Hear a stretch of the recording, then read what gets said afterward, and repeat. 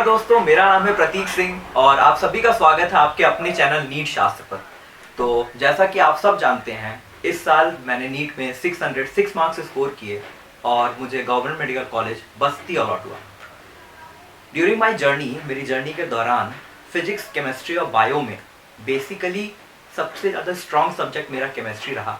Chemistry में मैंने 165 out of 180 score किया। ठीक है, 165 आउट ऑफ 180, 3 क्वेश्चन मैंने गलत किए थे, बाकी 45 आउट ऑफ 45 अटेम्प्ट किए थे। तो हुआ कैसे ये मेरा, ठीक है, कैसे मैंने 165 स्कोर किया केमिस्ट्री में और कैसे मैंने प्रिपरेशन की, क्या गाइडेंस रही मुझे जो गाइडेंस मिली और किस तरह से प्रिपरेशन करना है, बेसिकली केमिस्ट्री को कैसे अप्रोच करना है, इसके बारे में आज की वीडियो होने वाली है। तो केमिस्ट्री अगर अभी जो 2019 और 2020 का जो एग्ज़ाम हुआ है केमिस्ट्री का, तो आप ये देखोगे out of physics, chemistry, bio, chemistry he easiest रहा। बायो का पेपर भी पहले से ईजी हुआ है, फिजिक्स का भी हुआ है, बट केमिस्ट्री का बहुत ईजी हो गया। 2018 और 2019 केमिस्ट्री का पेपर अगर आप कंपेयर करो तो आपको ज़मीन आसमान का फ़र्क मिलेगा। बाकी सेक्शंस में भी मिलेगा नो डाउट, लेकिन केमिस्ट्री को बहुत ज़्यादा ईजी कर दिया गया, एनसीईआरटी बेस्ड कर दिया गया।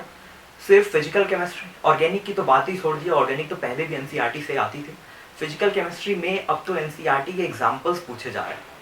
तो इस पैटर्न को ध्यान में रखते हुए 21 में नीट में केमिस्ट्री को कैसे अप्रोच करना है उसको हम आज डिस्कस कर लेते हैं। मेरी स्ट्रैटेजी क्या रही केमिस्ट्री को लेके, वो भी उसके बारे में आपके साथ शेयर करूंगा। मोस्ट इंपॉर्टेंट टॉपिक्स भी हम इसमें देख लेंगे। तो सबसे पहले अगर आपको जैसे एक आप पूरे सब्जेक्ट को अप्रोच करने जा रहे हैं, तो आपको इस बात का ध्यान रखना है कि पहले आपको उसको छोटे छोटे चंक्स में डिवाइड कर लीजिए। कोई भी बड़ा टास्क अगर आपको करना है तो केमिस्ट्री तो पहले तो 3 डिविजन्स आपको आपके कोचिंग्स में या हर जगह पता चल जाता है कि 3 डिवीजन है, ऑर्गेनिक, इनऑर्गेनिक और फिजिकल। बट मैंने इसको अपने कन्वीनियंस के हिसाब से 4 कैटेगरीज में डिवाइड किया, ऑर्गेनिक, इनऑर्गेनिक, फिजिकल, और इसके साथ साथ एक बोनस टॉपिक, आप कहते हैं बोनस कैटेगरी। ठीक है, बोनस कैटेगरी में जो सब्जेक्ट्स, जो मेरे चैप्टर्स थे, ठीक है, क्या क्या थे, polymers, environmental chemistry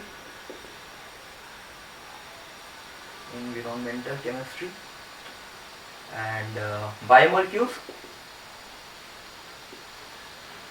and lastly polymers chemistry in everyday life.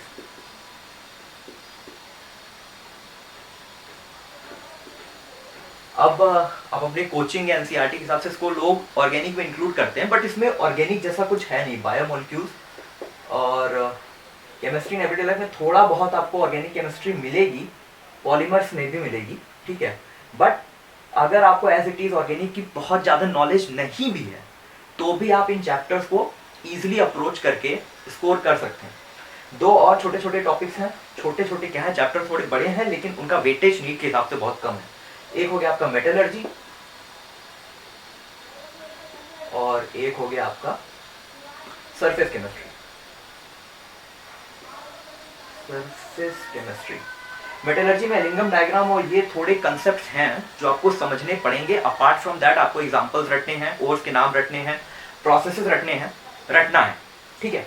Surface chemistry में भी थोड़े बहुत कंसेप्ट्स हैं, जैसे कि कंसेप्ट आपका गोल्ड नंबर का है, ठीक है, कौन पहले प्रेसिपिटेट करेगा नहीं करेगा, कौन protective power of a colloid का है, ठीक है।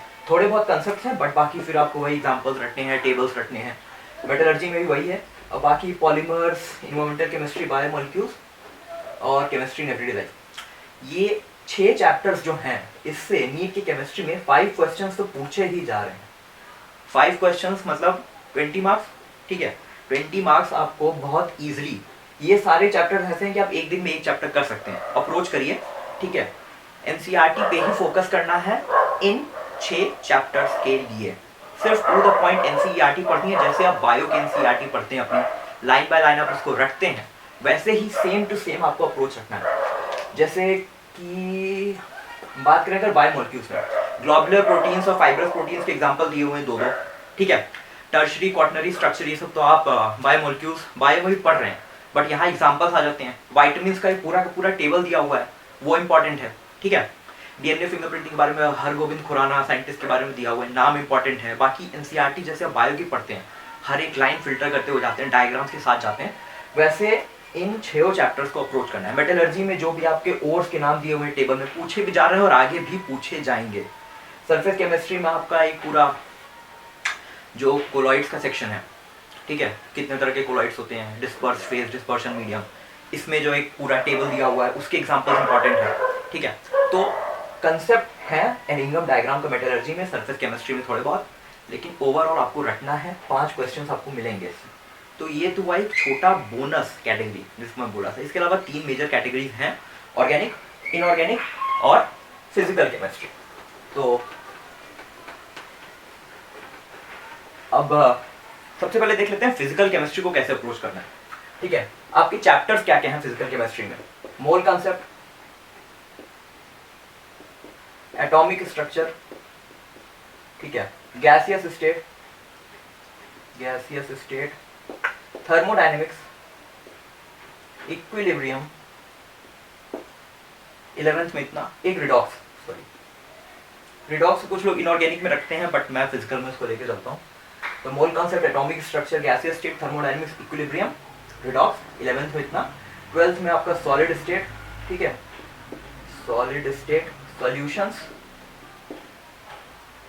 सॉल्यूशंस, इलेक्ट्रोकेमिस्ट्री और काइनेटिक्स, केमिकल काइनेटिक्स। ये हो गए आपके फिजिकल केमिस्ट्री के चैप्टर्स। अप्रोच आपका क्या रहना चाहिए फिजिकल केमिस्ट्री को लेके? तो देखिए फिजिकल केमिस्ट्री फिजिक्स से काफ़ी रिलेटेड है, आपको अप्रोच फिजिक्स वाला ही रखना है। कंसेप्ट्स आपके क्लियर होने ही चाहिए, उसके साथ साथ आपको प्रैक्टिस होनी चाहिए न्यूमेरिकल्स की। अब केमिस्ट्री में ऑर्गेनिक, इनऑर्गेनिक और फिजिकल तीनों कैटेगरीज में सिर्फ तीनों सब्जेक्ट्स में डिविजन्स हैं। इसमें आपको सिर्फ और सिर्फ फिजिकल में ही न्यूमेरिकल्स मिल रहे हैं, इनऑर्गेनिक में है नहीं। ऑर्गेनिक में आपको अपना दिमाग लगाना है, रिएक्शन मैकेनिज्म, ठीक है, वो भी रेयरली पूछा जा रहा है। अब तो मैकेनिज्म पे क्वेश्चन नहीं आता, टू द पॉइंट क्वेश्चन आ रहे हैं, सीधे उसके आंसर्स होते हैं। बट ये एक ऐसा सेक्शन है जिसमें आपको एक कंसेप्चुअल अप्रोच के साथ क्वेश्चंस को डील करना है। आपके कंसेप्ट नहीं होंगे, आपको नॉर्मेलिटी, मोलैरिटी, ठीक है, नहीं पता है, इक्विलिब्रियम में फंसेंगे, मोल कंसेप्ट में तो फंसेंगे ही, ठीक है। बाकी हो सकता है कि इलेक्ट्रोकेमिस्ट्री में फंस जाएं, कहीं भी फंस सकते हैं। लॉग्स आना चाहिए, लॉग की कंसेप्चुअल नॉलेज होनी चाहिए, एंटी लॉग सॉल्व करना, ठीक है, ज़रूरी है। बट ये तो बेसिक नॉलेज हुई। अप्रोच कैसे करना है फिजिकल केमिस्ट्री के लिए? एक सीधा सीधा फंडा ये है आपके लिए कि पहले तो कंसेप्ट आपको क्लियर रखने हैं। एनसीईआरटी की रीडिंग इन चैप्टर्स में नहीं करनी, ठीक है, इन चैप्टर्स के लिए आपको एनसीईआरटी की रीडिंग नहीं करनी है। जो भी एग्जाम्पल्स हैं, जैसे सोल्यूशन आप बोलोगे कि सर एग्जाम्पल आ जा रहे हैं आजकल, पूछ रहे हैं आइडियल नॉन आइडियल सोल्यूशन, ठीक है, पॉजिटिव डेविएशन, नेगेटिव डेविएशन पूछा जा रहा है। बट उसके लिए आप उसको किसी मॉड्यूल से या कहीं और से आप एग्जाम्पल दे सको, उसके लिए आपको एनसीईआरटी पढ़ने की जरूरत नहीं है कि आप पूरी की पूरी एनसीईआरटी पढ़ रहे हो, आप पूरे एटॉमिक स्ट्रक्चर की एनसीईआरटी पढ़ रहे हैं, नहीं, ठीक है। आपको कहीं नोट्स में मिल जाएगा, छोटे मोटे एग्जाम्पल्स आपको मिल जाएंगे चैप्टर से जो भी पूछे जा रहे हैं। हाँ, अगर कोई टेबल दिखता है तो उसको आप जरूर करेंगे, ठीक है, जैसे सॉल्यूशंस में एक टेबल दिया हुआ है, उसको आपको जरूर से करना है। बात करते हैं फिजिकल में क्वेश्चंस आपको लगाने कहाँ से। कंसेप्ट अगर आपने क्लियर कर लिए, एग्जांपल्स आपने देख लिए, टेबल्स देख लिए, तो फिर क्वेश्चंस आपको कहाँ से लगाने हैं? क्वेश्चंस आपको फिजिकल केमिस्ट्री में लगाने हैं जो एनसीईआरटी में इंटेक्स्ट सॉल्व्ड एग्जांपल्स दिए हुए हैं, करना ही करना है। इक्विलिब्रियम में इस साल 2020 के पेपर में इक्विलिब्रियम में आपको सॉल्युबिलिटी प्रोडक्ट का एक क्वेश्चन था, जो कि एनसीईआरटी में सॉल्युबिलिटी प्रोडक्ट एनसीईआरटी में इक्विलिब्रियम चैप्टर में एक एग्जांपल है, डाटा भी नहीं चेंज हुआ था, ठीक है। और लकली वो क्वेश्चन मैं 3 या 4 दिन पहले नीट के करके गया था इक्विलिब्रियम के, ठीक है, और वो क्वेश्चन एज इट इज आ गया। मुझे एग्जांपल मतलब मुझे नंबर आंसर याद था, मुझे डाटा देखने के बाद क्वेश्चन में डाटा तक नहीं चेंज किया गया, ठीक है। ये तो हाल हो रहा है, ये है पेपर के लेवल। एनसीईआरटी से क्वेश्चन उठा के नीट में डाल दे रहे हैं, डाटा भी नहीं चेंज कर रहे। इसके अलावा आप पूछेंगे कि सर एग्जांपल्स तो अगर लगा लिए तो फिर चैप्टर के पीछे भी तो काफ़ी सारे क्वेश्चंस दिए रहते हैं, जैसे एटॉमिक स्ट्रक्चर में तो 70-75 क्वेश्चन दिए हुए हैं, ठीक है, नहीं लगाना है। वो सब बहुत ज़्यादा कैलकुलेटिव है, बहुत ज़्यादा कैलकुलेशन है उसमें। आपको जो एच की प्लैंक्स कांस्टेंट की वैल्यू होती है वो रख के आपको सॉल्व कराया है, वो सारे क्वेश्चन करने का कोई फ़ायदा नहीं। आप इंटेक्स क्वेश्चन करिए, ठीक है, जो सॉल्व एग्जाम्पल्स हैं वो करिए। इसके बाद अगर आपको टाइम मिलता है तो आप कोई ऑब्जेक्टिव बुक लगाइए, अच्छी ऑब्जेक्टिव बुक लगाइए, प्रीवियस ईयर पेपर सॉल्व करिए। और इसके बाद भी अगर आपको और कुछ करना है, और कुछ करने का मन है, टाइम बचता है, तो NCERT एग्जाम्पलर, उसके PDF नेट पे आपको हर जगह अवेलेबल है, फ्री में डाउनलोड कर लीजिए, ठीक है। उसमें भी MCQs दिए हुए हैं, वो लगा लीजिए, उसके भी लॉन्ग आंसर्स नहीं करने, ठीक है, MCQ सॉल्व करने हैं। अगर आपको थ्योरी क्वेश्चंस करने हैं, जैसे नॉन ऑब्जेक्टिव टाइप क्वेश्चंस करने हैं आपको, तो आप सिर्फ NCERT के एग्जाम्पल्स करेंगे, उसके अलावा आप सिर्फ और सिर्फ ऑब्जेक्टिव्स लगाएंगे, ठीक है। अच्छा, थर्मोडायनेमिक्स में आपको NCERT के पीछे जो एक्सरसाइजेस हैं उसमें एक तो आपको MCQ मिल जाएंगे, ठीक है, कुछ हैं, तो उनको आप एक बार पलट के देख लीजिएगा, सारे लगाने नहीं बैठे, पलट के एक बार देख लोगे तो आपका काम चल जाएगा, ठीक है। रिडॉक्स वगैरह में जो भी स्ट्रक्चर दिए हुए हैं उनको ध्यान से देखना, स्ट्रक्चर के बारे में आपको बाद में बताता हूँ, ठीक है। तो ये रहा आपका फिजिकल केमिस्ट्री को इस तरह से आपको अप्रोच करना है, ठीक है। NCERT के एग्जाम्पल्स लगाने, बाकी ऑब्जेक्टिव लगाना है, कंसेप्ट क्लियर रखना है, NCERT रीडिंग करने की ज़रूरत नहीं है। आगे बढ़ते हैं, जो इसके बाद हमारा आता है ऑर्गेनिक केमिस्ट्री। पहले ऑर्गेनिक केमिस्ट्री की बात कर लेते हैं, ठीक है, फिर इनऑर्गेनिक की बात कर लेंगे। तो ऑर्गेनिक केमिस्ट्री में चैप्टर्स हैं GOC, hydrocarbons, haloalkanes and haloarenes, alcohol, phenol, ether, aldehyde, ketones, carboxylic acid and amines. बाकी के चैप्टर्स के बारे में तो ऑलरेडी बात कर ली है। तो इन सारे चैप्टर्स के लिए आपको NCERT की रीडिंग लगानी है, GOC भी लगानी है, GOC की भी NCERT पढ़नी है आप, ठीक है। GOC में इस साल जो भी क्वेश्चन आया फिल्ट्रेशन स्ट्रिप वाला क्वेश्चन, वो मेरा गलत हो गया, ठीक है। GOC की NCERT की रीडिंग मैंने नहीं लगाई थी, ठीक है, तो आप उस गलती से सीखें। और बाकी तो आप पढ़ते ही NCERT, ठीक है, और इनके भी इंटेक्स्ट एग्जाम्पल्स करने हैं। ऑर्गेनिक केमिस्ट्री में अगर आपके एक बार कंसेप्ट क्लियर हो जाते हैं तो फिर आपको सिर्फ और सिर्फ रिवाइज करना है। रिएक्शन जितने जल्दी याद होते हैं उतने जल्दी भूलते भी हैं। सबसे अच्छा तरीका ऑर्गेनिक केमिस्ट्री का अप्रोच करने का है कि आप नेम्ड रिएक्शंस की अलग एक कॉपी बना लें, ठीक है। नेम्ड रिएक्शन जितने भी NCERT में दिए हुए हैं 22-30 हैं, 30 के करीब 27-28 आते हैं, ठीक है। आप उनको अलग से लिख लें, उनको लिख के प्रैक्टिस करें, बाकी के रिएक्शन भी आप लिख के प्रैक्टिस करें। जब भी आप अमीन से रिवाइज करने बैठ रहे हैं, आप NCERT खोल रहे हैं, उसके साथ अपनी रफ कॉपी खोलिए, रिएक्शंस को देखिए, लिख के प्रैक्टिस करिए, वही सेम रिएक्शंस उठा के एग्जाम में आ जा रहे हैं। इससे अच्छी बात और क्या होगी। इंटेक्स क्वेश्चन जितने हैं, सॉल्व एग्जाम्पल्स NCERT में वो लगाना है, और एक्सरसाइजेस में जितने क्वेश्चन दिए हैं वो भी लगाने हैं। ऑर्गेनिक केमिस्ट्री में आपको लगाना है, GOC में आप स्किप कर सकते हैं, ठीक है। बाकी सारे चैप्टर्स में, 5 चैप्टर्स में आपको जरूर से लगाना है, ठीक। ऑर्गेनिक केमिस्ट्री में इतना सफिशिएंट। बाकी आप ऑब्जेक्टिव कर लीजिए, प्रीवियस ईयर कर लीजिए, ठीक है।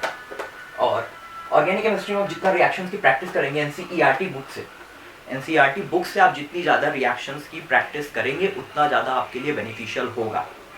बात करते हैं इनऑर्गेनिक केमिस्ट्री के लिए chapters, periodic table, chemical bonding, hydrogen, SPDF, ये 4 आपके ब्लॉक्स हो गए, ठीक है। Periodic table, chemical bonding, hydrogen, SPDF, coordination, छूटा तो नहीं,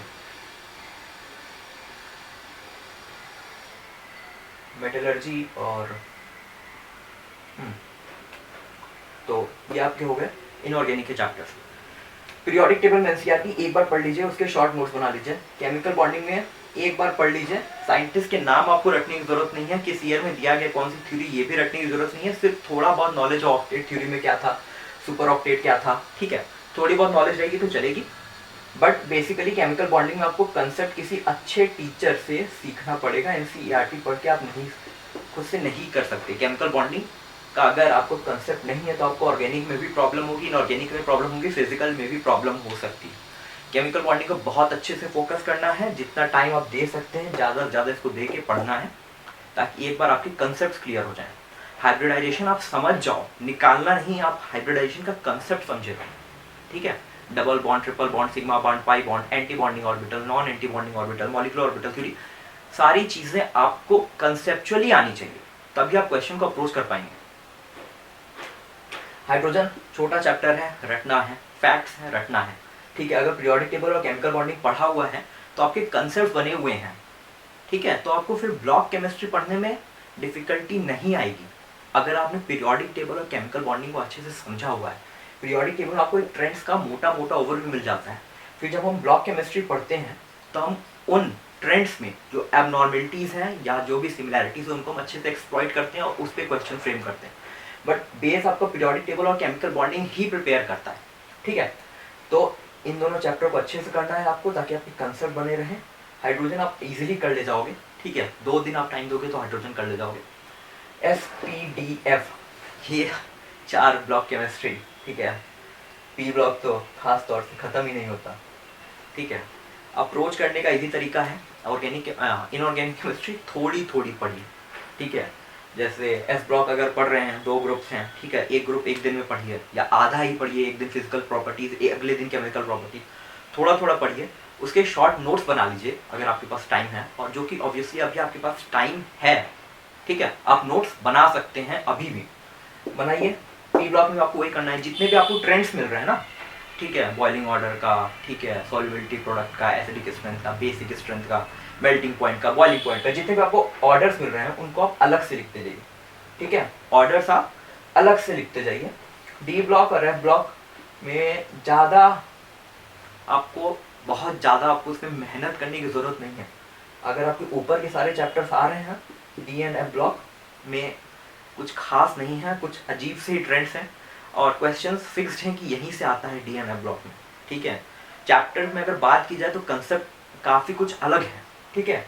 बाकी चैप्टर्स के मुकाबले डी एंड एफ ब्लॉक थोड़ा बच्चों को अजीब पड़ता है पढ़ने में, थोड़ा नया केमिस्ट्री आती है, ठीक है, अलग ही ट्रेंड चलता है। तो इसमें आप बहुत ज़्यादा मेहनत नहीं भी करेंगे तो भी आपका काम चल जाएगा, ठीक। इसको अप्रोच करने के लिए मैं आपको अलग से बताऊंगा, बेसिकली ब्लॉक केमिस्ट्री पूरी कैसे अप्रोच करनी है इसका एक अलग से मैं वीडियो बना दूंगा, ठीक है। एंड बाकी कोऑर्डिनेशन केमिस्ट्री, ठीक है, अभी तक जितने भी आपने चीज़ें पढ़ी इनऑर्गेनिक केमिस्ट्री में, ठीक है, अगर आपको कुछ नहीं आता है तो भी आप कोऑर्डिनेशन केमिस्ट्री को पढ़ सकते हैं। बैलेंस बॉन्ड थ्योरी और ये सब का थोड़ा बेसिक आइडिया होना चाहिए, बट अगर आपको ब्लॉक केमिस्ट्री नहीं भी आती है ना तो भी आप कोऑर्डिनेशन कर सकते हैं, क्योंकि उसका कुछ लेना देना नहीं है। डी एंड एफ ब्लॉक से थोड़ा बहुत लेना देना है, लेकिन अगर वो भी आपने नहीं पढ़ा है तो भी आपको कोऑर्डिनेशन काम चल जाएगा। और ये तो बहुत इंपॉर्टेंट चैप्टर है, 2 से 3 क्वेश्चन, कभी कभी तो 4 क्वेश्चन आ ही जाते हैं कोऑर्डिनेशन केमिस्ट्री से। ईजी है, अगर कंसेप्ट आपको आते हैं तो ईजी है, और कंसेप्ट समझना इस चैप्टर में बहुत ज़्यादा ज़रूरी है, ठीक है। मेरा बहुत फेवरेट टॉपिक रहा है कोऑर्डिनेशन केमिस्ट्री, ठीक है। तो आपको अच्छे से करना है कोऑर्डिनेशन केमिस्ट्री। क्वेश्चंस एनसीईआरटी के इंटेक्स्ट एग्जांपल्स तो यार फिजिकल, ऑर्गेनिक, इनऑर्गेनिक तीनों में आपको लगाना है। एक्सरसाइजेस में आपको ऑर्गेनिक के लगाने हैं, इनऑर्गेनिक में अगर टाइम है, मन कर रहा है तो आप लगा लीजिए, बाकी इंटेक्स्ट एग्जांपल्स तो करने ही करने हैं, ठीक है। तो चारों कैटेगरीज जो मैंने आपको बताई, चारों के बारे में बात तो हो गई है, ठीक है। अब जल्दी से हाई यील्डिंग टॉपिक्स देख लेते हैं, ठीक है। हाई यील्डिंग टॉपिक्स आपके कौन कौन से? हाई यील्डिंग टॉपिक्स, तो इनऑर्गेनिक केमिस्ट्री पहले chemical bonding, coordination and P block, ठीक है। अगर अच्छा एक बात और बहुत इंपॉर्टेंट बात, ऑर्गेनिक, इनऑर्गेनिक और फिजिकल, ठीक है, तीनों से 15-15 क्वेश्चन आते हैं, 15-15 क्वेश्चन रफली, ठीक है। इधर इधर यही ट्रेंड चल रहा है। और ऑर्गेनिक में आपको वो चैप्टर्स भी इंक्लूड करने हैं, biomolecules, polymers, chemistry in everyday life, environmental chemistry. Organic में आपको ये चारों चैप्टर्स इंक्लूड कर देने हैं, और इनऑर्गेनिक में आपको मेटलर्जी इंक्लूड कर देना है, और फिजिकल में आपको सरफेस केमिस्ट्री इंक्लूड कर देना है। 3 कैटेगरी मोटी मोटी करेंगे तो आपको 15-15-15 इक्वल मिलेंगे चैप्टर्स। और इनऑर्गेनिक केमिस्ट्री की बात करें तो 10 से 12 क्वेश्चन तो यहीं से आ जाते हैं। 10 से 12 क्वेश्चन, इन 15 क्वेश्चन में से 10 से 12 क्वेश्चन इनऑर्गेनिक केमिस्ट्री में केमिकल बॉन्डिंग, कोऑर्डिनेशन और पी ब्लॉक से ही पूछे जाते हैं। हाई यील्डिंग टॉपिक्स हैं, ठीक है। इनको बहुत अच्छे से करना है, कंसेप्ट समझ के करना है, इनके साथ लापरवाही नहीं करनी, ठीक। दूसरी बात, फिजिकल केमिस्ट्री में, फिजिकल केमिस्ट्री रफली सबसे 1-2 क्वेश्चन आ रहे हैं, बट थर्मोडायनेमिक्स और इक्विलिब्रियम, ठीक है, इनसे 2 से 3 क्वेश्चन फिक्स है आना। 2 से 3 मतलब दोनों को मिला के 5 क्वेश्चन आते हैं, अप्रॉक्स 5 क्वेश्चन आते हैं, किसी में कभी ज़्यादा, किसी में 2, कभी की 3। इलेक्ट्रोकेमिस्ट्री में भी 2 से 3 क्वेश्चन आ जाते हैं, कभी कभी 1 रहता है, ठीक है। सोल्यूशन में कभी कभी 2 क्वेश्चन आ जाते हैं, सॉलिड से कभी 2 क्वेश्चन आ जाते हैं। तो फिजिकल में मिक्स मैथ चलता है, ठीक है, किसी एक तरफ से ज़्यादा करेंगे तो किसी एक तरफ से कम करेंगे। रिडॉक्स से कभी क्वेश्चन होता है, कभी नहीं होता। इधर 2 साल से तो रिडॉक्स से भी क्वेश्चन आ रहा है, ठीक है, 2-3 सालों से रिडॉक्स को कंसिडर किया गया है। सरफेस केमिस्ट्री से पहले क्वेश्चन नहीं आया करता था 3-4 साल पहले, बट अब आने लगा, ठीक है, तो ट्रेंड थोड़ा चेंज हो रहा है। तो फिजिकल केमिस्ट्री में लगभग सारे चैप्टर्स ही आपको अच्छे से करने हैं, कंसेप्ट होने चाहिए, प्रैक्टिस होनी चाहिए ऑब्जेक्टिव सॉल्व करने की, तभी आप अप्रोच कर पाओगे।